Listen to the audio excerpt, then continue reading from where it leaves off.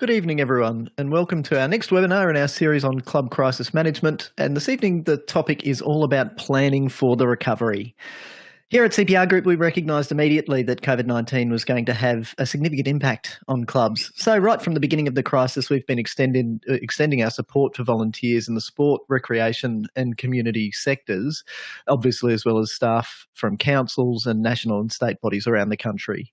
So far, we've been delighted in the feedback that we've received, which is great. That confirms that our support is helping to make a practical difference in the lives of people in our industry, because it's these people that make Australian sport and our community services so wonderful. So thank you for all that you do, and please continue to share your feedback with us either directly and, of course, via social media as well. For anyone new joining us this evening, and there are some new names in the list, there are copies of the previous webinars that you may have missed on our website. You can visit cprgroup.com.au/webinars to view copies of the previous sessions on grant writing, building club resilience, securing clubs for the shutdown, running great online meetings, and of course making the most of clubs' forced downtime from last week. My name is Michael Connolly and I'm CPR Group's Managing Director. Now, in addition to helping councils on major sport, recreation and community planning projects, club planning has been a major part of my role since CPR Group was established. So I'll let you do the research and then do the maths. Planning is a favourite of mine because it's probably the closest that I'm ever going to be able to get to time travel. So it's like gazing into the future and then being able to make the most out of what you see. I'd also like this evening to introduce you to Kate Gordon. Kate is one of our great team members at CPR Group, and she'll be moderating tonight's session. So good evening to you as well, Kate. Good evening, Michael. Good evening, everyone that is joining us. The Q&A on the side. Ask questions there. You won't be able to see all the other questions, but at the end of the presentation, we will come back and we should have enough time to answer a few of those questions. Any questions that we don't get to answer at the end, we'll definitely touch base with you tomorrow and we'll get those answered for you. Great. Thank you very much, Kate. So I'd like to pick up pretty much where Steve left off last week, and to remind everyone that the best way to deal with the situation that we're currently in is to maintain a really positive mindset. It is so important that you begin and maintain that mindset throughout what can be pretty challenging times, but it is also important to keep in perspective that the situation that we're in now could be much worse than it is. We have had some great responses from all levels of government, and that includes the state and territory governments as well, in being able to provide support for organisations, including businesses and non-profit organisations. As we've said previously, we do expect state governments to have some support packages become available for non-profit organisations, and we've already seen some councils around the country already make available some support. Some of the messages in tonight's session may be a bit challenging for you, and I know that some of the points that Steve made last week were really pushing the boundaries of the way to think, and so that theme will certainly continue tonight. But it's only challenging because what we're implementing requires change. Now, a funny story is that when I'm presenting to a large group of people, one of the questions I love to ask is if people think that they're scared of change. Now, at this point, only a few hands go up. But then when I change the question and I say, okay, so you're not scared of change, but do you think other people are scared of change? Then you look around and all of the hands go up. Then, of course, I remind everyone in the room that to everybody else, they are other people. And when the chuckles die down, it's at this point that people realise that at some level, we're all scared of change. And honestly, that's okay. But keep in mind, it's not actually the change that scares us. It's like being scared of the dark as a child. Now, when I was a child, I wasn't actually scared of the dark. I was scared of the boogeyman that might have been hiding under the bed or in the wardrobe. So we're not scared of change. We're scared of the unknown. Like we're not scared of the dark. We're scared of what might be lurking in the dark. So good planning really does help us to deal with our grown-up boogeymen. It can help us to try and understand what could happen and then to plan effectively around that. This session is all about planning for the recovery. So when it becomes clear when and how sport will be able to kick off again in Australia, we'll provide more information at that point in a future webinar about the technicalities of ramping up again. Tonight's not really about the technicalities as much as it's about how you plan for the recovery and how you plan for those technicalities when they arise. So the step-by-step guide for doing the do will come as a later step. Tonight is about the planning. I want to start, however, by putting your minds at ease. Planning is difficult. There's no two ways about it. Planning is difficult because it is difficult to see into the future. So this is a little picture of proving that what isn't possible is actually possible. So up until, well, I suppose the morning of the 17th of December in 1903, as far as the world was concerned, heavier than air powered flight was not possible. Sure, we could get a balloon to go up in the air. We could even get a dirigible, a big airship, but not heavier than air powered flight. It just wasn't possible. But on that day, near Kitty Hawk in North Carolina, it became the new reality. The new reality was that, heavier than air-powered flight, it turns out, is actually possible. So up until that point, you could look into the future and see a future where we all stayed on the ground. You couldn't see a future where people could hop from country to country in airlines, or even from planetary body to planetary body and go to the moon and come back on a spaceship. Once we come out of the current COVID-19 crisis, we will face a new reality.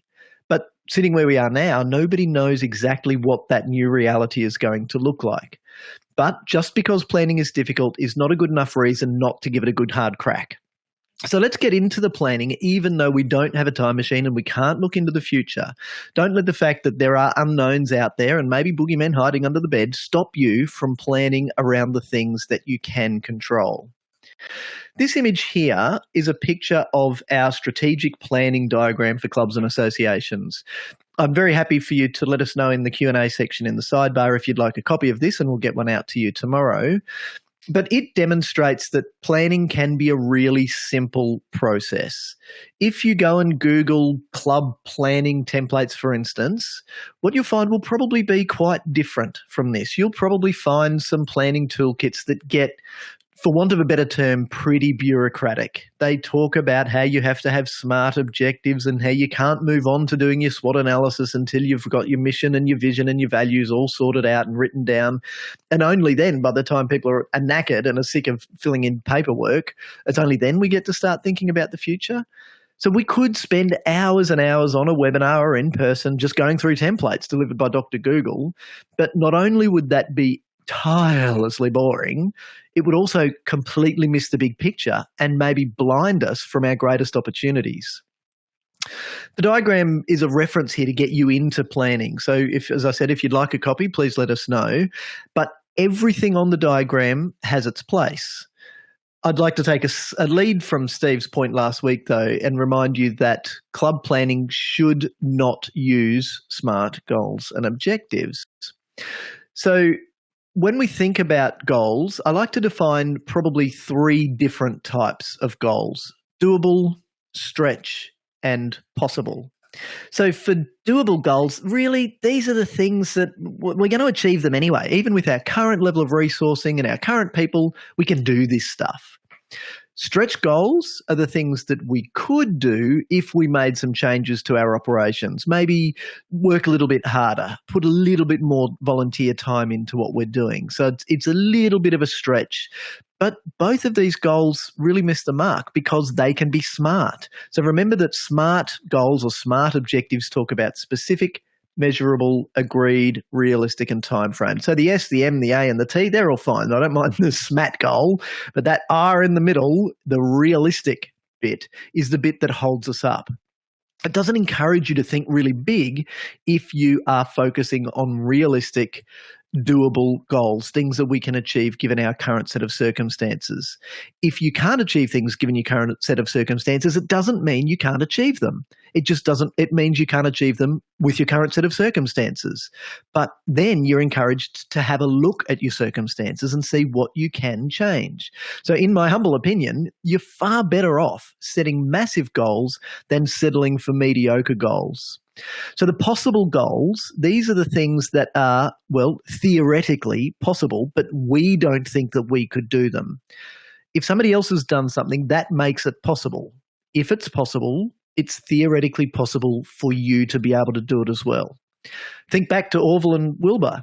Once they had flown, so on the afternoon of the 17th of December 1903, once they'd flown, heavier than air powered flight went immediately from being impossible in people's minds to being possible. So then people stopped looking at this barrier of impossibility and started thinking, if it's possible, how can I do it? If it's possible, how can I capitalize on it? How can I take something that has now been done, has been proved to be possible, and make it even greater and extend that to more people? And over time, that's exactly what's happened.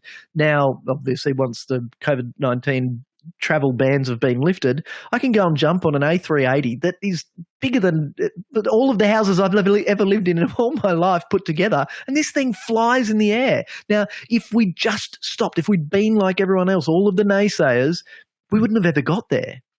So planning for a strong recovery when sport starts up again requires you to think not like the whingers on the ABC that Steve talked about last week, complaining on how they're going. This is going to be the end for sport, and it's going to spell doom, and people are going to go and find other things to do. You've got to not focus on what the whingers on the ABC are focusing on, which is the problems, but you have to think and think like an entrepreneur and focus on every problem as being an opportunity. So it's that entrepreneurial thinking that sometimes gets overlooked when you're in not-for-profit land, because we don't necessarily stop and think. We can think entrepreneurially, we can think big, we can look outside the box, and we can plan for things that may never have crossed our minds just because of our mindset.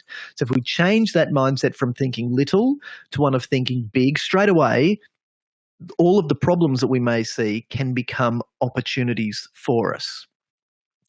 Setting bigger goals opens up your thinking to what's possible. If you only focus on little things, you're focusing on what we can do now, the doable things and maybe the stretch things. But it's those possible things that really lead to greatness, great organisations and great volunteers in those organisations.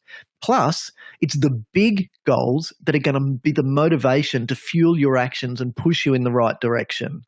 So don't listen to the people who say, be reasonable. Don't be smart.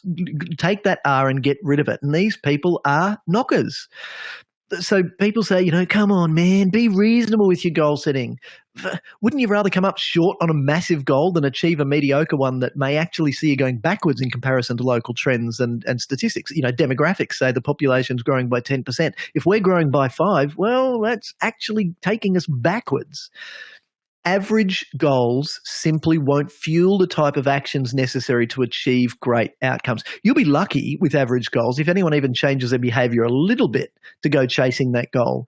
Now, we've been in this game long enough to know that if you set smart goals, they're going to be boring. And seriously, as a story, I remember sitting in a planning session, or the beginning of a planning session, it certainly didn't end up like this, where the greatest goal that a hockey club could think of was, seriously, getting a drinking fountain near the second field.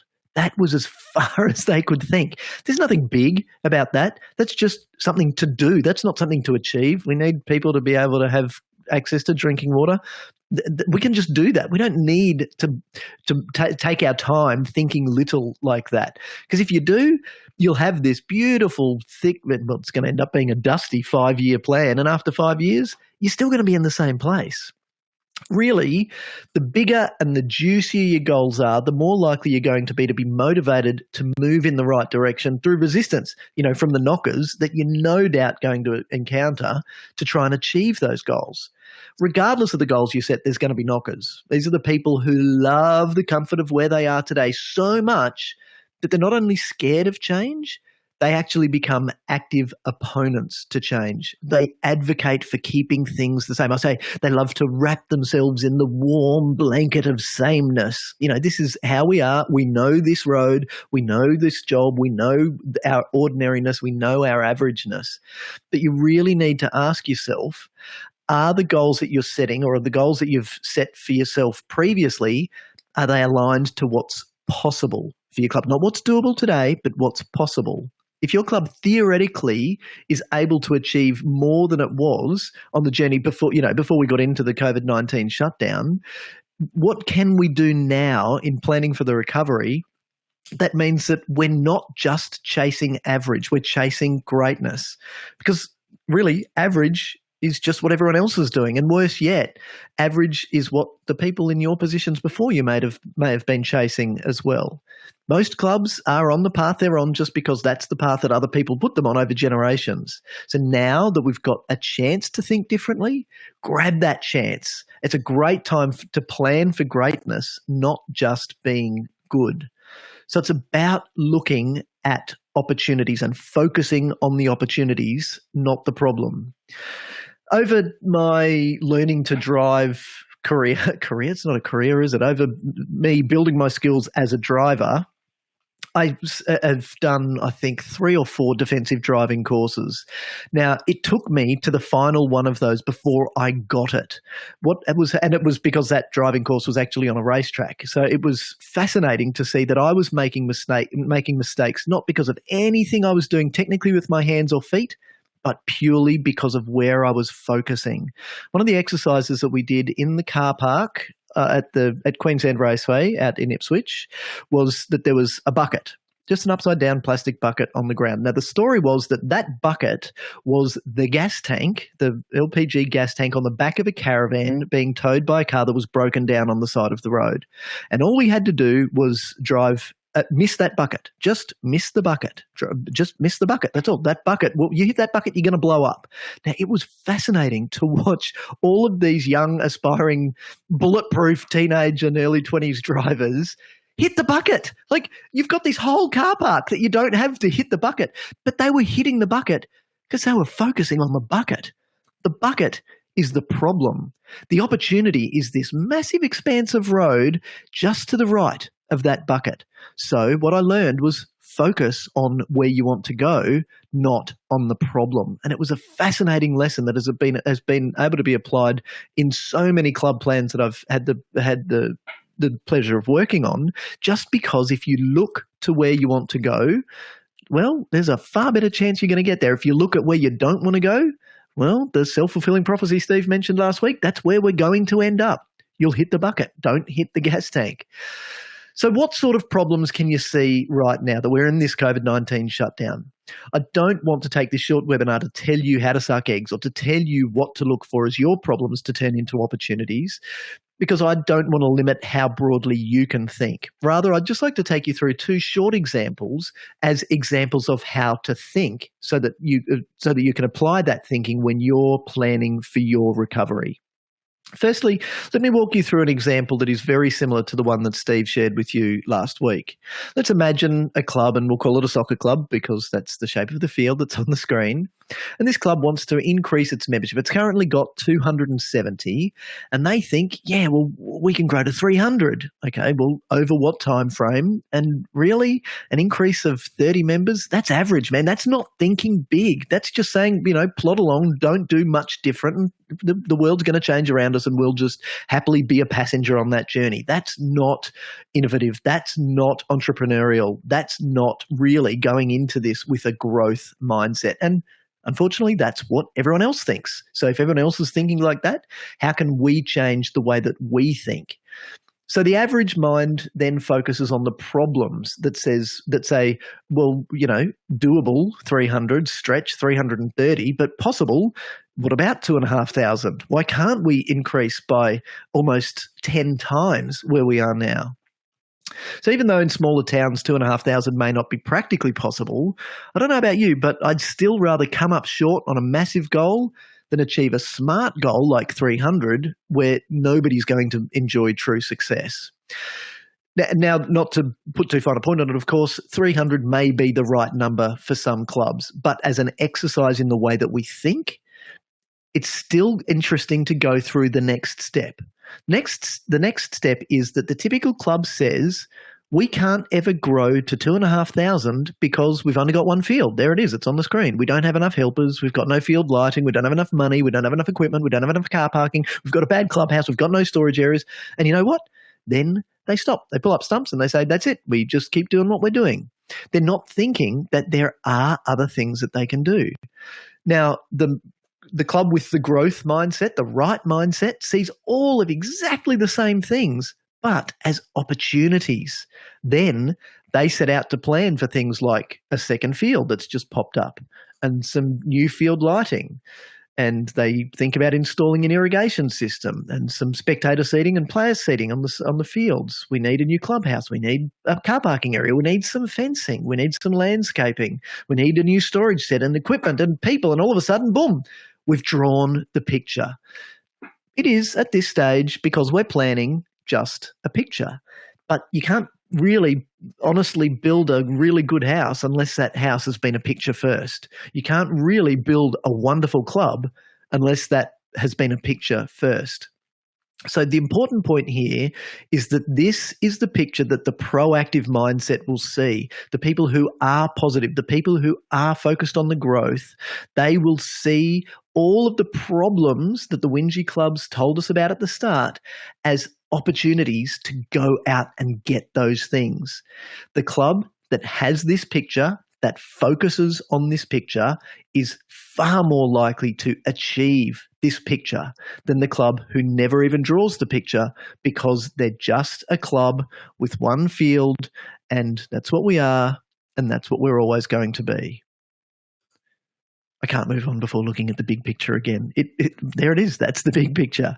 So what then do you think are the COVID-19 problems that clubs are facing now? Well, there are lots of them, and they've been well documented, and you've only got to read the paper or listen to politicians and you'll see some of those.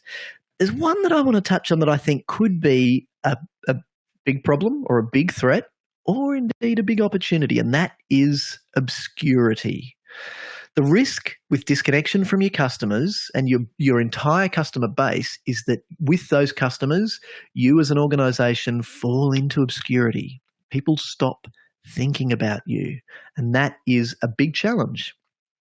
When your people are at your club multiple times a week, your sales can just keep flowing without you needing to think or do anything differently. But now that we don't have people with us, we do need to start to think and to plan for the best way to get in touch and to stay in touch with our customers. Obviously, using digital communication and social media is the best tool right now, because they are ways that we can feel a sense of connection, even if it's not connectedness. So we've been through some of these ideas already, and we've got a future webinar coming up specifically devoted to achieving the best results from web and social media marketing. But the different thing that I think we can do now is to really focus on the customer, to look at your customer base. And in keeping with the theme of sport is business, therefore we have to act as the business we are, not like a business, but as the business we are. Let's focus on the customer rather than the member. This is a different way to look at how we could use the digital marketing tools and the social media tools to smash through obscurity, to be ready for the recovery, that we can use in our planning exercise so that when the time comes, we are ready to roll and we are ready to even pounce and take market share. So when we're looking at who the customer is, let's start with the player. Now, in junior sport, these will, for the most part, be kids. Kids know what they want. For any parents, if you don't consult with your kids, you're going to end up with a lot of uneaten breakfast cereal sitting in the pantry because the kids just don't want to eat the stuff that they don't want to eat. You need to consult with them to learn what they want to consume, because if we're offering them what they want to consume, they'll consume it. Exactly the same thing is true for sport and all community activities. But the player isn't the only part of the customer base here. We've also got the parent. The parent is the customer because they are the ones paying the bill.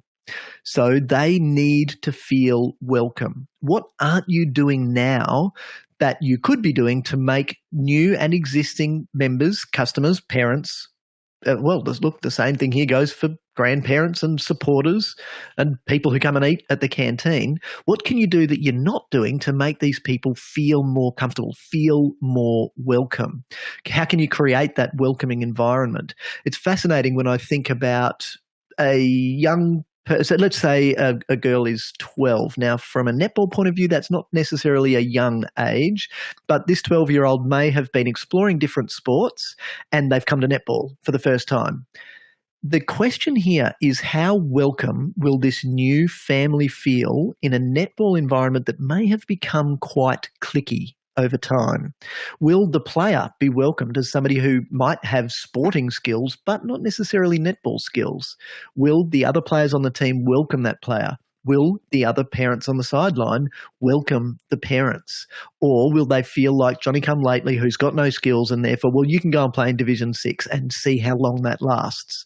It's that sort of thinking that, and you need to take a critical analytical perspective when you're doing that analysis to be really honest with yourself and put yourself in your customer's shoes. What can you do to improve the environment for them? It could be simply more comfortable seats. What about better food offerings from the canteen? Some things that we could be planning for now are more better ways of delivering the food that's available from our canteen to the people on the sideline. So one of the things that I've spoken about for many years, but it's only been taken up a fraction of the time, is rather than have parents and grandparents, we're coming into winter now, and when sport finally kicks off, we'll probably be in the depths of winter. What can we do to get hot food and hot beverages to people on the sideline? Do we have to wait until they come to us, or can we have roving people going and taking orders and then delivering food to people on the sideline instead of just having a help yourself tea and coffee instant Nescafe International roast, whatever tea and coffee station? Could we offer espresso, chai lattes and hot chocolates, even if it's only from a pod machine? The potential profit in these things is great, but it's more at this point, more about improving the offer, improving the experience that your customers are going to get, because if they get a good experience, they're likely to come back and stay. And of course, we've got the barfly. What about great customer service and venue hire options for their events? And while, again, sponsorship will be a topic of a future webinar, you need to know that sponsors are customers in that they give you money not just because they want a sign on the fence or a name on a shirt. They want you to help them sell more of their products or services. So what new sponsorship ideas can you come up with in your planning right now? What we've seen the problems, how can we turn those problems into great opportunities, and what can we do to capitalize on those opportunities, even now that we're in the shutdown? There are plenty of other examples of COVID-19 problems that I could have focused on tonight, but I thought that this one really highlights how you can spend your planning time thinking about things differently, even something as simple and as taken for granted as our customer base. So you can think differently from now from how you would when things were running under the old normal, and how you can try and perceive what you can do under what will be the new normal once all of the restrictions are listed. Planning for recovery is more than just working out schedules for teams and training times and who's going to be on what field and what coaches are going to be available on Tuesdays and who's now going to have different working times. It's not about that. Planning for your recovery is about using this time to set some massive goals, to do some different types of analysis of what you're doing and your organisation and all parts of the organisation. It doesn't need to take a long time, but it does need to start with that wonderful goal-setting opportunity to create a different mindset and a growth mindset so that you don't see problems, you see fantastic opportunities, ways that you can capitalise on what the competition are seeing as problems and maybe even take some market share when the new normal comes around. So I'd like to throw to Kate now to see if we've had any questions come in. We've had a couple of questions come through, so I'll just go through them. We've got a question here. Where does a SWOT analysis fit into a planning program? Very good question. What I might do is jump back to the little planning toolkit that we've got here. So the SWOT analysis, you'll see I've got that noted here as step number 3. I think that once we understand, the basics of who we are, that's a little bit about our purpose right up there at the top. The goals is number 2. So I think that doing that part first, because it's the fun part, and it should be the part in any planning exercise that we do when we're energized and when we're enthused. So we should kick that off nice and early and then get into a SWOT analysis. Now, SWOT analysis you'll see here is strengths, weaknesses, opportunities, and threats. However, writing down your strengths and weaknesses and opportunities and threats on butcher's paper and then pinning them on the wall does absolutely nothing to help you achieve anything. It's only valuable if you look at the strengths and then work out what can we now do to capitalize or build on those strengths. How can we take our weaknesses and fix them? So maybe before an organization can go and realize the picture of the flashy new clubhouse, they need to fix up their constitution if that's a weakness. They need to fix up their membership structure. There might be some barriers to entry for their customer base. They need to fix those up on their journey to achieving the big things as well. And then how can we capitalize on the opportunities that we note, and how can we deal with any threats as well to mitigate anything that can go wrong with those?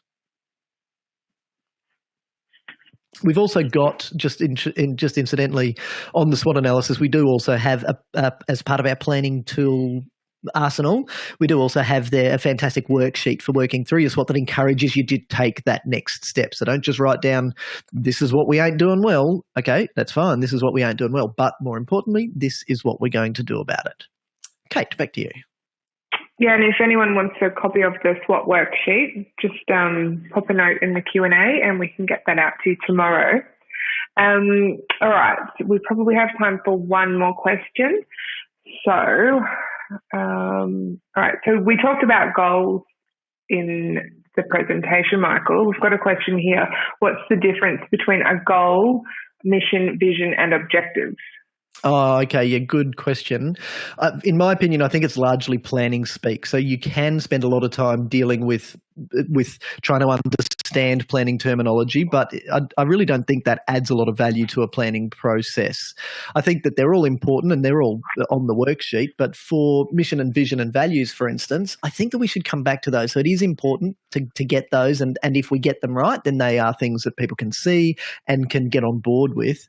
But I think we're far better off focusing on the important and the fun stuff of building our goals or objectives. I think those two terms are interchangeable. So you can, because that's the stuff that's really going to drive our activity and change our behaviour. So broadly, though, mission, that's why we exist. It's our purpose, I suppose.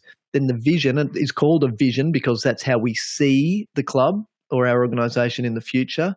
And then we get into the goals, which are the things we're trying to achieve, and then they drive the actions that we're going to do. So it's all about, in any planning process, rather than getting hung up on the planning speak, in my opinion, the most important thing that you get out of a planning process is that you're going to be able to do the stuff that you say that you'll do. So keep it simple and avoid what I call FTI disease, or failure to implement. There's no good writing great things down and then not being able to go and invest the time to getting those things done. All right, well, I think we will leave it there. We're a couple of minutes over. There's a few more questions that we haven't been able to get to, but I will follow up with those people tomorrow, and everyone that's requested a copy of the strategic planning document, I'll also get that out to you tomorrow morning. So I think that about finishes our webinar for this evening, Michael. Fantastic. Thank you, Kate. So this webinar has really only scratched the surface of the advice and support and guidance that we offer to sporting and community organisations of all shapes and sizes really every day. So I do encourage you to ask for our professional help to challenge your day-to-day thinking. It's our experience can help you. You know, we've had more than 22 years of success stories of showcase clubs that can agree that having that external assistance and that external voice to really challenge what the difference between a stretch goal and a possible goal, and to believe in you maybe more than you believe in yourself, is well worth any investment you make.